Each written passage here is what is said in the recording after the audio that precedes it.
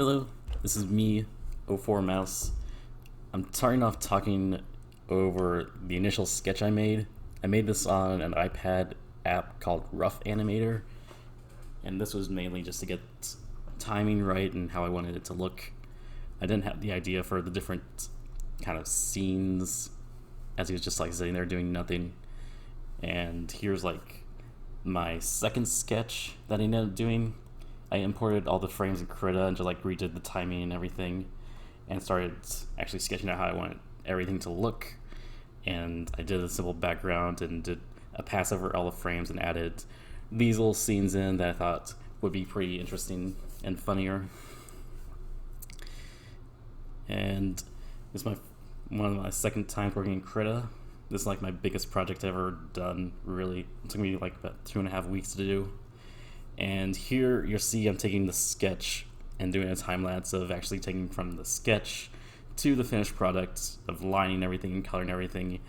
And here at the start, I'm just going over the background. I'm starting off going frame by frame from beginning to end, taking the sketch and going over it in a thicker pen and make sure all the frames flow together using onion skins, which just showed me the next and last frame in green and red outlines.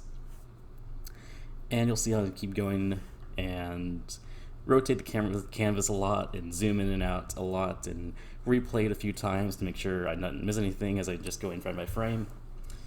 And it did take me a long time.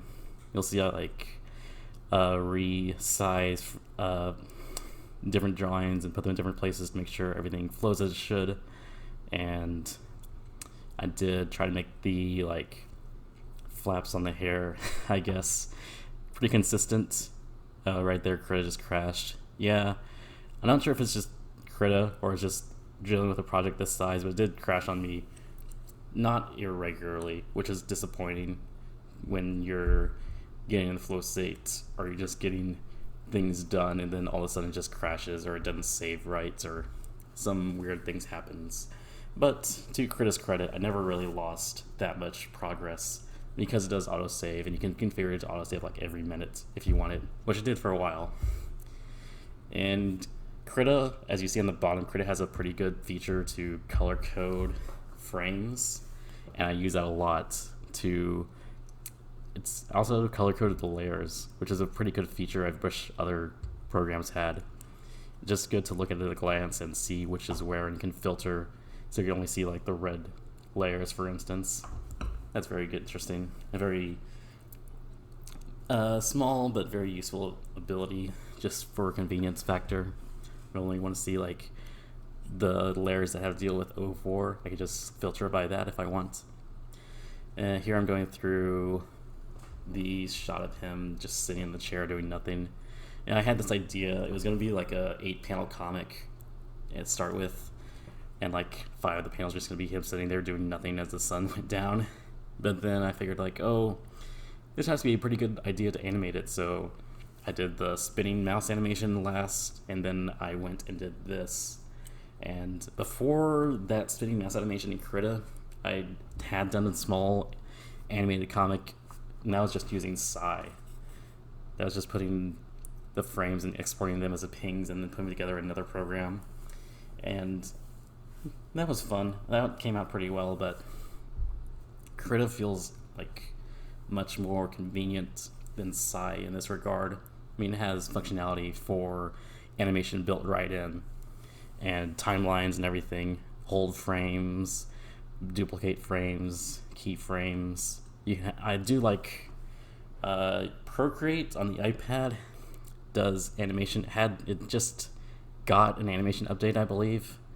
And that update, all the layers or layer groups act as each frame. And I like the way Krita does it more, where each frame or each layer has like its own slots on the timeline. So you can have like 100 frames in one layer and then another layer with 100 frames. And I think that's just a lot easier to deal with and a lot easier to intuit. And there are ways to like edit everything on a layer, every frame on a layer at once using masks in Krita. So like for the line art, you'll see right here I already changed it to purple and I was just using a layer mask where I made it transparent only over the layer ahead of it, which was the line art layer, and then I just colored it in and then merged them together, and that is very convenient. I wish there was a way to just select every frame in a layer and just edit it directly, but at least Krita does have that ability. And here I'm going through, I colored the background. I believe I already went through and made the different little color backgrounds. I was just using some filters and different ways to lower the lightness and things here. Here I'm going frame by frame and adding in the darkness in the eyes, the eye highlight, and then the pink in the ears. And one thing Krita has that I really like is the bucket tool. You can set it to automatically expand its bucket by like 1 or 2 pixels or more. And that's extremely useful, especially in a case like this where you're going to use the bucket tool like 100 times for 100 frames. You can just automatically set it to, overextend by 2 pixels instead of having to select the area of the line art you want and then expand the selection or something like that. And that just takes a lot of time. And it's not a big deal if you only do it for one thing. But if you're doing it over and over again for different frames, it takes a long time, and I'm really glad they have that ability. All those things do add up.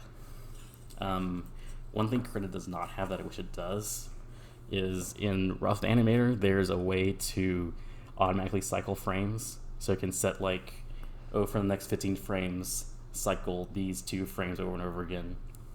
And unfortunately, there's not a way to do that in Krita. You have to do it manually by copy-pasting frames, which I did a lot in this animation for just like switching between 2 frames over and over again to give it a little bit of movement. Little shortcuts as he's just sitting there and doing nothing. And here you'll see coloring in everything frame by frame, and then going in the eyes, the black of the eyes or purple of the eyes, whatever. And here I spent like a minute going over the nose and moving the eyes a bit. Here I'm doing the same thing for this shot. And I believe, the last thing is him wiping his sweat off his brow. I thought it would be funny of him just like wiping his sweat off and walking away very proud of what he did, even though he did fucking nothing. But oh man, I can't tell you how many times like this has happened to me if I just like had my art program open in the background, and I usually just like watch YouTube videos as I'm doing stuff, and I'll just end up looking for like 30 minutes for the perfect YouTube video to watch or something dumb like that, and then end up watching something and just like not even looking at my art program because I'm like, I know I need to do that, but really the first line you draw is the hardest one. It's always the starting that's hard. It's not following through, for me at least. So yeah, if you're wanting to do something, just fucking start it. Drawing the first line is the hardest one. And it's like, I spent so long wanting to do animation. I looked into like some different things. I like bought books on Flash, animating in Flash or anything. That never really went anywhere. But I wanted to animate shit for a long time, and it's never really gotten around to it, so I'm feeling pretty good about this. Watch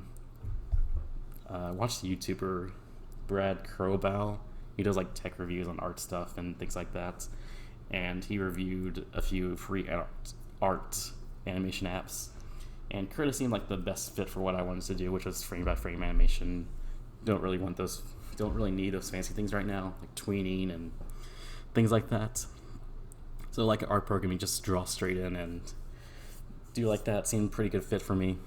Here I added my signature on the top, and that blue dye in there, I really do have that in real life. I have a giant blue dye. Here's like a last minute addition. I went back and added shadow to his eyes and just went through every frame doing that. I did, for the rest of the shading, I used a mask called Shade, or just like lowers the brightness of the color it's over, but it doesn't work on white for some reason. I'm not sure exactly how those things work, but it's good for just having one shade. You don't have one for the orange and one for the pink and one for the yellow, which I had before, but that would take a long time to do for every frame. So I just did the one shade layer and then went back over where the eyes. And there you see Krita crash again. And right now, once I finished all the eyeshadow, I just went back and added that little end screen and made the timing all right for the words. Make sure you can read everything and that it pops up at the right time and it looks good where it is. You're just like messing with the timing right there. And here's the final product. I really like how it turned out. You'll see him like slow up to draw and then get like just look there with his derpy little face for a second. Look at his phone. And man, I really like how this turned out. It's like a moving comic. It really fits my art style. Whatever that is. But yeah, just like cute and dumb. And a little too real. Can't believe I'm personally attacking myself like this. Yeah, that's the end. If you listened all the way through, thanks for really enjoying my art and listening to me. Might do more of these in the future if people like it, so thanks.